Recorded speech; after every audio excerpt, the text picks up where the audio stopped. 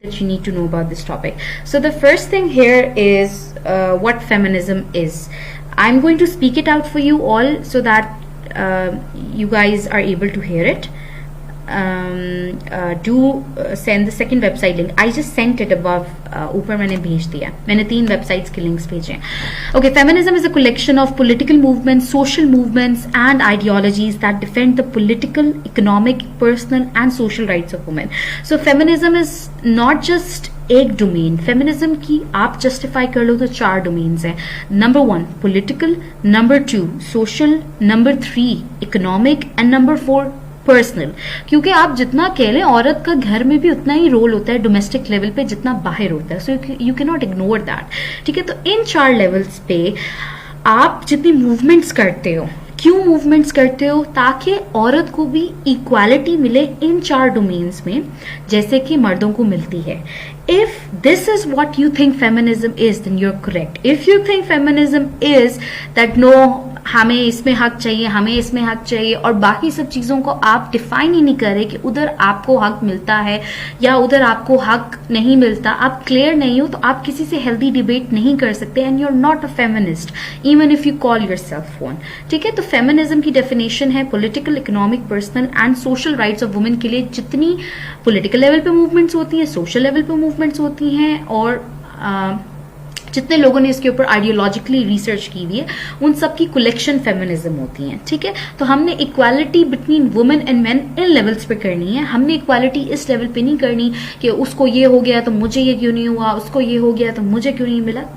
Eight the end of the day this is your own hard work in life. उसकी basis पे आपको बहुत सारी चीजें मिलती हैं.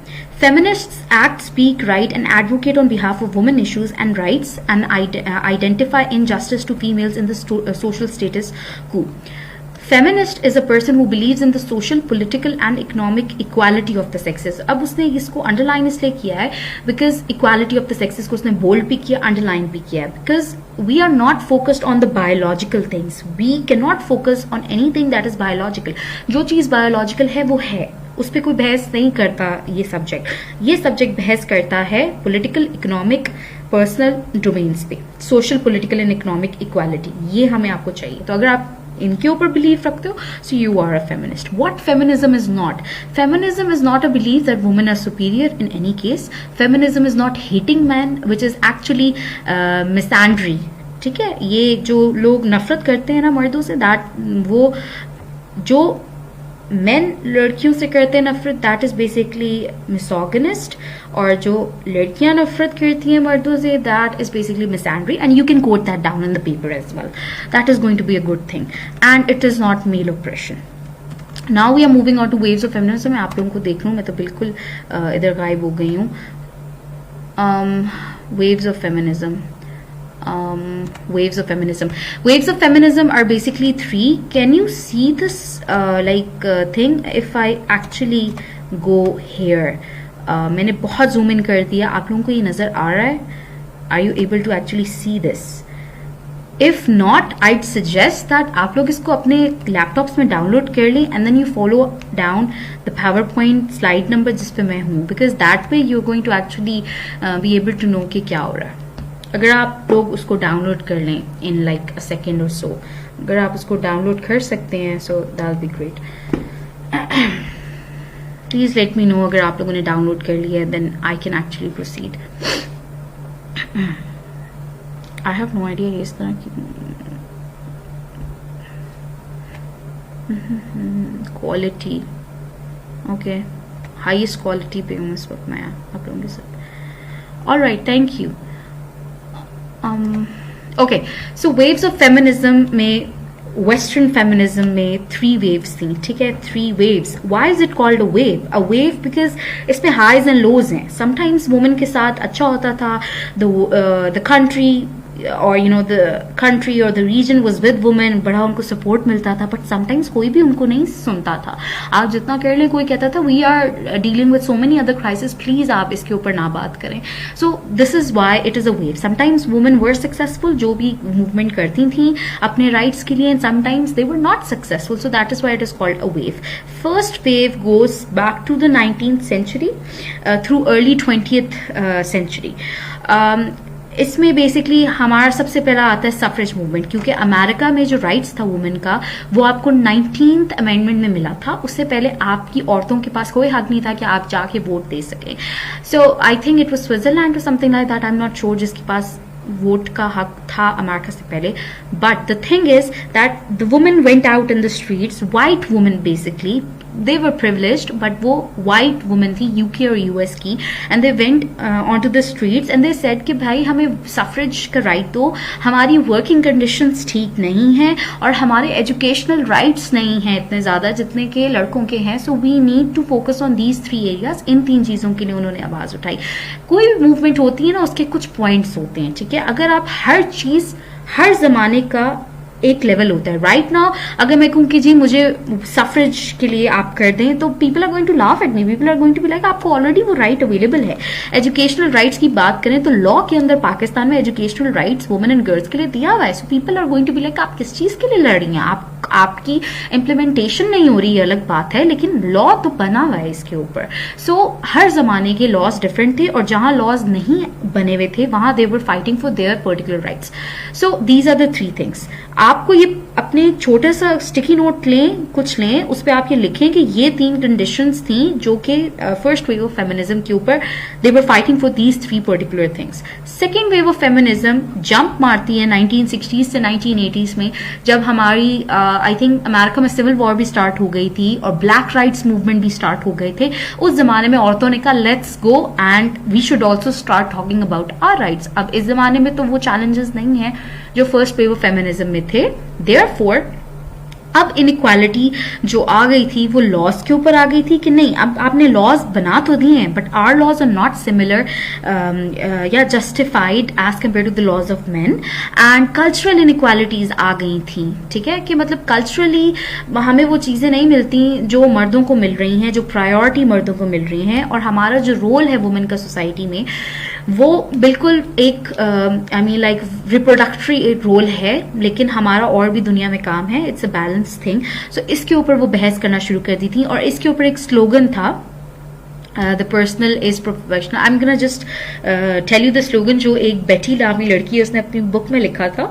एंड अगर आप इस लड़की का नाम रेफर करते हैं ना अपने वेव्स ऑफ फेमिनिज्म के क्वेश्चन में, उसने आपको 2 नंबर एक्स्ट्रा दे देने. उसने कहना है भाई इस बंदे ने पढ़ा हुआ है कि ये बेटी कौन थी एंड बेटी की बुक का नाम क्या था, और बेटी ने उस बुक में सेकेंड वेव ऑफ फेमिनिज्म के ऊपर ज्यादा फोकस किया था एंड बेटी ने क्या स्लोगन दिया था लड़कियों के लिए. So if you are actually going to go about that, आपको आप you getting the structure right. हर किसी को ये चीजों का पता होता है, लेकिन इसके साथ साथ आप जब निटी ग्रिटी चीजें ऐड करेंगे ना साथ, तो आपको क्वेश्चन का आंसर ऑटोमेटिकली दूसरे के क्वेश्चन के आंसर से बेहतर होगा.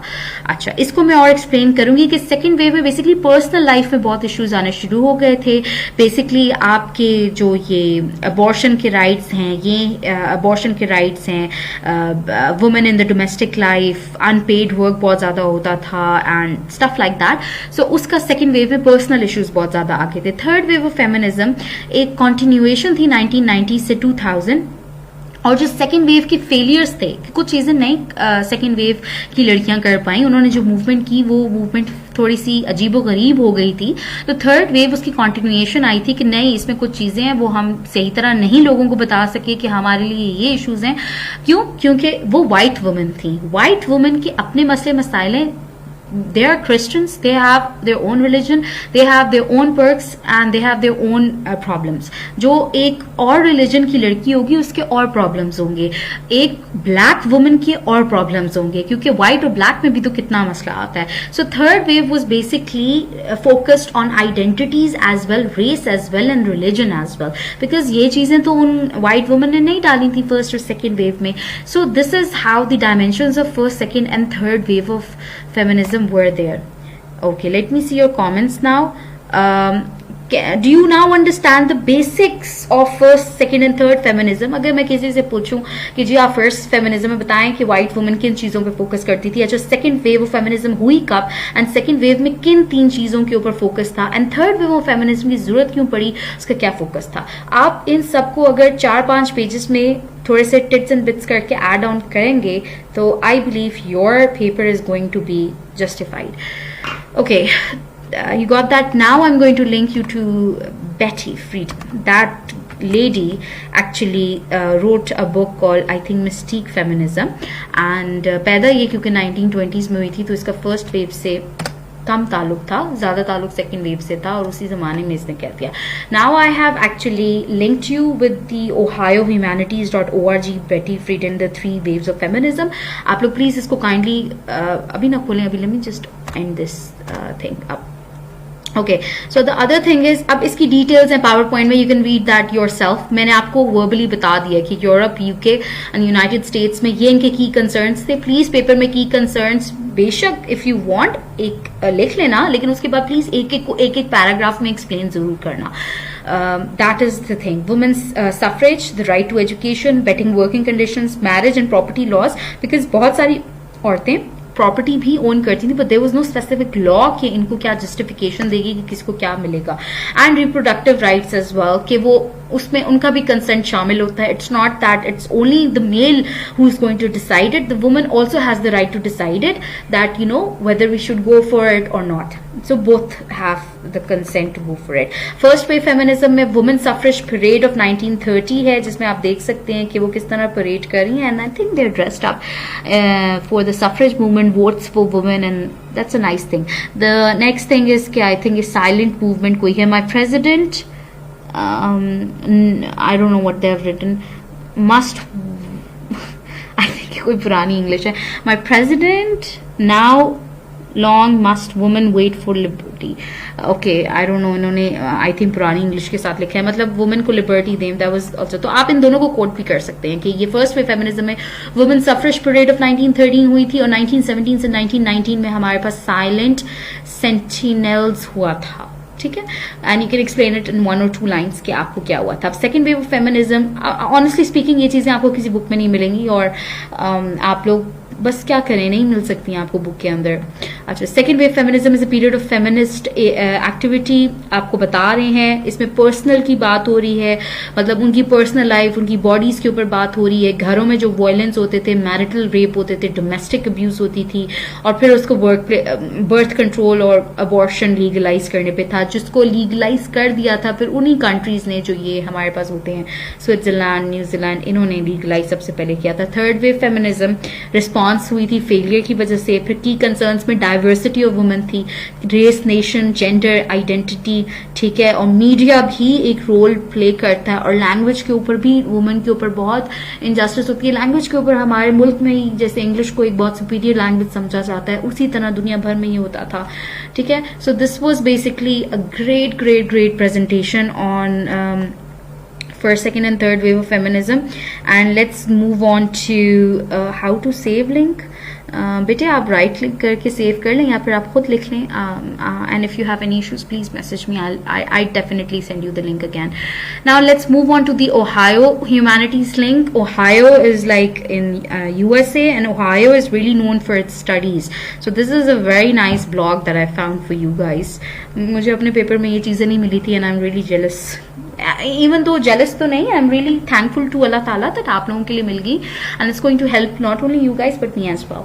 Okay, अब बेटी फ्रेडन ने भी यही सब लिखा जो मैंने आपको उसकी बंदी की प्रेजेंटेशन में सिखा दिया था. तो लेकिन इसमें थोड़ी सी और डिटेल्स भी हैं कि आप किस तरह एलैबोरेट अपने ओपनिंग कर सकते हैं ऐसे क्वेश्चंस की. ठीक है, आपको 3 वेव्स के ऊपर बात की है. Don't just jump on to the 3 waves. जरा फेमिनिज्म की वेव्स क्यों हमें जरूरत पड़ती है, क्योंकि हमारा जो फेमिनिज्म है वो फेमिनिज्म की जो टर्म है वो हमें कहती है कि आप पॉलिटिकल, सोशल, इकोनॉमिक मूवमेंट्स करें ताकि इक्वल राइट्स एस्टैब्लिश हो सके और लीगली प्रोटेक्शन मिल सके.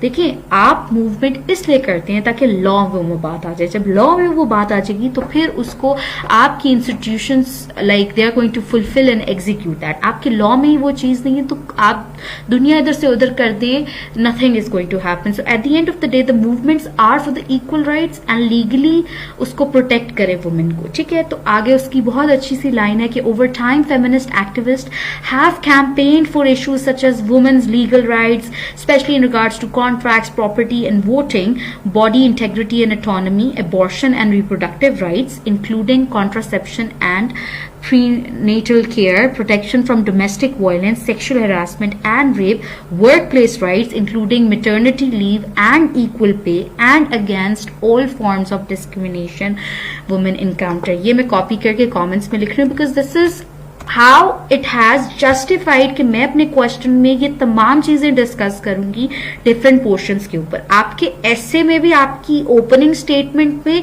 जनरली नॉट डिटेल्स बट एक जेनेरिक बॉडी में आपके स्कोप को बता देना चाहिए. Basically this is the scope of your question कि मैं ये तमाम चीजें डिस्कस करूंगी और ये आपके 5 से 6 पेजेस कहीं नहीं गए. So I am just gonna write it down in the link once the lecture okay I don't know ये comment बहुत बड़ा होगा but this is basically the thing here is कि देखिए मैं आपको एक और बात यहाँ बताऊंगी, शायद आप लोगों को ये पता ना चल रही हो. यहाँ they are moving legal rights के ऊपर उन्होंने डिस्क्रिप्शन दी है कि लीगल राइट्स के अंदर क्या क्या राइट्स इनको नहीं मिले. ठीक है, उसके बाद अगर वो बॉडी इंटेग्रिटी एंड ऑटोनॉमी के ऊपर गई हैं तो उसमें उन्होंने आगे सेमाई कॉलन लगा हुआ है और उसके बाद उन्होंने बताया है, सेमाई कॉलन का मतलब है इसके बाद जो चीज बताएंगी वो डिटेल्स होंगी उस सेमाई कॉलन से जो पहले चीज लिखी हुई है. तो उसके बाद उसने डिटेल्स बताई है कि बॉडी इंटेग्रिटी में कौन सी चीजें इनको नहीं मिली. ठीक है, उसके बाद domestic violence and sexual harassment and rape, sorry semi colon पे खत्म हो गया वो चीज. अच्छा, उसके बाद workplace rights including maternity leave and equal pay. अब वर्कप्लेस राइट्स के आगे उसने डिस्क्राइब किया है कि उसमें क्या क्या चीजें इंक्लूड थी जिसके लिए वो बहस कर रही थी. और उसके अलावा उसको कंक्लूड करने के लिए उन्होंने कहा है कि ऑल फॉर्म्स ऑफ डिस्क्रिमिनेशन इसके अलावा भी जो वुमेन फेस करती हैं उसके अगेंस्ट उन्होंने बेसिकली ये मूवमेंट्स की. सो this is a very generic opening of your question. However इसके अंदर हर वो चीज उन्होंने बता दी है जिसके ऊपर आप जाएंगे. प्लीज हर क्वेश्चन करने से पहले ऐसी ब्रेनस्टॉर्मिंग जरूर कीजिएगा. Brainstorming is the key to your question. अगर आप मुंह उठा के क्वेश्चन का आंसर लिखने शुरू हो जाएंगे, that is not the way. Question के वेरिएबल्स होते हैं, उसको समझने की कोशिश करें, उसको बैक ऑफ द पेज पे जाके एक जरा 5-10 मिनट दें और उसको सोचें कि मैं इसके अंदर क्या क्या लिखूंगा. और जब आपने सोच लिया है कि बस मैंने ये सब कुछ लिखना है, जैसे कि इस पैराग्राफ के अंदर है, इंट्रोडक्टरी पैराग्राफ है वेबसाइट का, तो उन्होंने इस वेबसाइट के आगे नीचे पूरे आई मीन लाइक आर्टिकल के अंदर यही चीजें बताई नहीं है.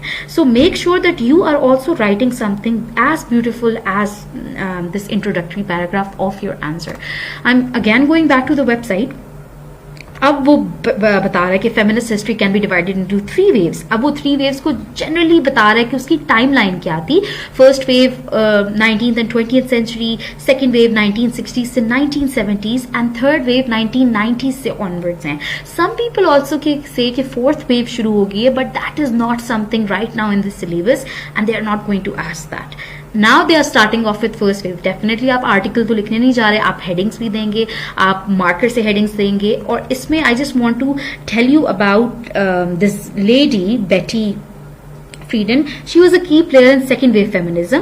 उसकी बुक आई थी 1963 में. Her book the feminine mystique criticized the idea that women could find fulfillment only through child rearing and homemaking. So this is the main crux of a book कि ये आपकी जो है ना आइडिया है उसको उसने क्रिटिसाइज किया था. Just right it down in your paper and that checker would be like ये मेहनत करके आया, क्योंकि चेकर कोई आम सड़क का चेकर नहीं होगा, उसने भी जेंडर स्टडीज में बहुत पढ़ा होगा. So he is going to actually like that down. ये सब कुछ यहाँ गिवन है और थर्ड वेव का भी यहाँ गिवन है. Beautifully written blog and it's going to help you out. Print this if possible, ताकि आपको जब लर्निंग आप आखिरी दफा रिवाइज कर रहे हो ये बहुत अच्छा आपको एक रिफ्रेशिंग डोज देगा. So I hope that first wave, second wave and third wave feminism पे इतना डेटा मैंने आपको प्रोवाइड अभी कर दिया कि आप इजीली अच्छी तरीके से आंसर कर सकोगे. If you could just tell me कि आप लोगों को समझ आई है इस छोटी सी आई मीन लाइक कोशिश की जो मैंने करने की कोशिश की है. If you are going to work out on it a bit more, इसके ऊपर वैसे और कुछ वर्कआउट हो नहीं सकता, लेकिन if you are going to find anything extra just add that down there beautifully and let the checker know कि आपने ब्रेडी का नाम लिया है, आपने वो बातें बोली हैं, and I think this is more than enough. So if you guys understood that, please let me know ताकि मैं थोड़ा सा और आगे जा सकूं. I just want to send you guys another link which is on United Nations Conferences on Women. इसके बाद यूनाइटेड नेशंस जाग उठे और यूनाइटेड नेशंस ने कहा अब हम औरतों के ऊपर भी कॉन्फ्रेंसेस करेंगे, which is a great thing, but काफी लेट उनको एहसास हुआ कि ये सब कुछ करना चाहिए. So this is the link which I am posting it here, and this link is basically going to tell you about the 4 conferences that basically globally occurred on the topic women, और इसमें सारी जो आई थी वो भी औरतें ही थी. So that was one of the thing. 4 world conferences on women convened by the United Nations in the past quarter of a century have been instrumental in elevating the cause of gender equality to the very center of the global agenda. अच्छा, अब इसमें आपके पास चारों हैं. सबसे पहले 1975 में हुई थी first world conference on women. Second 5 साल का गैप है, मतलब 75 पे पहली हुई, 80 पे दूसरी हुई, 85 पे तीसरी हुई, और फिर 10 साल के गैप के बाद fourth world conference on women हुई थी. आपको ये भी पता होना चाहिए कि fourth world conference on women में क्या खासियत थी. I don't think they are ever going to give you a question कि बताएं जी इसके अंदर कौन लोग थे, क्या थे. You just going to remember the key points. इस पे ऑलरेडी लिखा हुआ है that fourth world conference on women में Beijing declaration and platform for action ये अडॉप्ट किया था यूनाइटेड नेशंस की फोर्थ वर्ल्ड कॉन्फ्रेंस में, जो कि चाइना बीजिंग में हुई थी, और 189 कंट्रीज के रिप्रेजेंटेटिव्स, ऑल वुमेन, सारी औरतें ही बैठी हुई थी. ठीक है. थर्ड वर्ल्ड कॉन्फ्रेंस में आप जो है पीस एंड डेवलपमेंट, इक्वालिटी, इसके ऊपर आप करते थे. और थर्ड वर्ल्ड कॉन्फ्रेंस में United Nations decade for women भी आई मीन लाइक उसके ऊपर भी बात हुई थी कि ये तो यूनाइटेड नेशंस वुमेन के लिए बहुत काम कर लिया उसने. अच्छा, फिर उसके इसमें उन्होंने आई मीन लाइक वही बात की थी. 80 और 85 में वही बात की थी, सिर्फ जगहें बदली थी. और उसके बाद इंटरनेशनल वुमेन ईयर जो था वो फर्स्ट वर्ल्ड कॉन्फ्रेंस में उन्होंने आई मीन डिस्क्राइब किया था, मेक्सिको सिटी में हुई थी. And they also observe to remind the community that discrimination against women is a persistent problem and we need to do stuff over it. ठीक है. तो ये इतना ही इंपॉर्टेंट है. अगर इस पे अंदर जाना है तो ये एरो क्लिक हुआ हुआ, एंड प्लीज उसके अंदर जाएं और वो आपको ले जाएगा फिर उसकी फर्स्ट कॉन्फ्रेंस में. इतना ज्यादा उसके ऊपर नहीं होना चाहिए, but there is a look on how you know the general view आप इस पिक्चर में देख सकते हैं. and there were only women. that was one of the most surprising things. आपको पता होना चाहिए कितनी कंट्रीज आई थी और क्या हुआ था, छोटी सी चीज के मैंने. so that is nice. अच्छा, फिर I'm just going to check your comments conference. okay, then so basically अगर आप हेडर पे जाए, जो आपका फोर्थ हेडर है फेमिनिस्ट मूवमेंट्स, उसमें मैंने आपको feminist movements in the west, first wave, second wave and third wave के जितने मेरे लिंक्स बनते थे मैंने आपको दे दिए हैं. They are more than sufficient. Then उसके बाद United Nations conferences of women में आपको कुछ पढ़ने की जरूरत नहीं, except the link that I have provided over there. And apart from that, the last thing in this header is feminist movements in Pakistan. 2019 में जो पेपर आया उसमें उन्होंने, अब वो बंदा कोई पढ़ ले, वो तो बड़ी आसान सी चीज थी, उन्होंने उसको मुश्किल बनाया bye linking that question with the feminist movement जो पाकिस्तान में हुई है. I saw a lot of research papers, लेकिन मुझे ये रिसर्च पेपर इंसानों वाला भी लगा, समझने वाला भी लगा, और इसमें बहुत इजीली रिकमेंडेशंस भी औरतों की प्रोवाइड हुई हुई है, and which is the main thing जो आप लोगों को जिस पे फोकस करना चाहिए. So this research paper is by doctor Rubina Saigol. Doctor Rubina का नाम मैंने खुद सुना हुआ है पाकिस्तान में. तो ये इनका feminism in the women's movement in Pakistan, इसमें स्ट्रैटेजीज क्या है इसके ऊपर भी इन्होंने बात की है. So this is what I am going to link it here. अच्छा, so right, so this feminism and feminism movements in Pakistan वो इस लिंक से इंशाल्लाह पूरा हो जाएगा. there are some other things that I know about it. इसमें बेगम राना लियाकत अली के ऊपर भी इन्होंने लिखा है, बिकॉज इसमें हिस्ट्री भी है. हिस्ट्री के बाद आहिस्ता आहिस्ता आहिस्ता करके 2016 तक उन्होंने लिखा है, और उन्होंने कंक्लूडिंग रिमार्क्स अपने ये दिए हैं कि नहीं, पाकिस्तान के अंदर जो ये फेमिनिस्ट मूवमेंट्स हो रही हैं उनका कोई कलेक्टिव एजेंडा नहीं है. Everyone things of feminism and movements अपने तौर पे, और कोई कलेक्टिवनेस नहीं है जो पाकिस्तान के इंडिपेंडेंस एरा की बात थी लोगों के अंदर, वो अब 2016 ऑनवर्ड्स औरतों के अंदर खत्म हो चुकी है. और उसकी भी रिकमेंडेशंस भी दी हैं ताकि आप घबराएं ना, और आपको पता हो कि ऐसी ऐसी डोमेन्स पे हमने अपनी क्लैरिफिकेशन करनी है. So you may read that first, क्योंकि that is a better thing कि आप लोग ये सब पढ़ के आए, और आप अपने नेक्स्ट लेक्चर को यहाँ से शुरू करेंगे. सो if you have any questions please let me no. I'd be more than happy to reply them here right now ताकि वो चीज़ clarify हो सके. And I tried my best. By the way, what's the update on match? I hope we are winning. I really need Pakistan to win. And this is a wrap up of our lecture. And we have covered our agenda for the lecture, which was, I mean, like this header feminist movement. तो ये एक course gender studies is really easy, keeping in view कि आप लोगों को पता हो कि क्या चीज़ें हैं. Okay, who's making all those silly schedule of classes would be intimated by, I mean, the owner of this academy group, and you will know it before time when are the classes.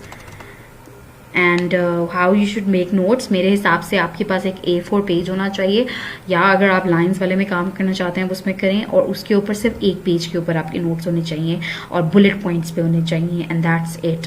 और उसको gender studies के लिए आज आपने 2 topics किए, आपके maximum 2 pages होने चाहिए. एक first wave, second wave, third wave एक ही पेज पे आ जाएगा, और एक यूनाइटेड नेशंस के ऊपर हाफ पेज पे आना चाहिए कि ये 4 इवेंट्स हुए हैं. इसके अलावा आपकी नोट्स इससे ज़्यादा नहीं होने चाहिए. No, Pakistan didn't win, I guess. I can't believe that. Anyways, ठीक है guys, thank you so much for joining in. 23 बच्चे हैं, लेकिन काफ़ी अच्छे बच्चे हैं, and okay, so anyways, I'll catch you later. Take care everyone. Keep studying hard, and किसी की बातों पे नहीं आना और किसी को बताना भी नहीं है कि आप लोग पेपर्स दे रहे हैं. Okay, there are a lot of lies that you can say. For example, आप लोग मास्टर्स के लिए बाहर जा रहे हैं, स्कॉलरशिप्स ढूंढ रहे हैं, या आपने अप्लाई कर दिया. That's gonna take some time. मुझे ये एडवाइस किसी ने दी थी, एंड ये एडवाइस मैं आज आप लोगों को पास ऑन कर रही हूँ. And live your life. जिंदगी बहुत छोटी सी है, किसी चीज़ के गम के ऊपर आप लोगों ने नहीं जीना. सो CSS is just like that. आप लोग अल्लाह ताला पे अपना पूरा ट्रस्ट रखो, और यू विल इंशाल्लाह नेल इट. मैं चाहती हूँ इन 21 बच्चों में से 21 के 21 CSPs बने, एंड बाकी सबको बता दें कि आप लोग क्या चीज़ें हैं. ठीक है, ओके, बाय बाय, अल्लाह हाफिज, take care. To end this here.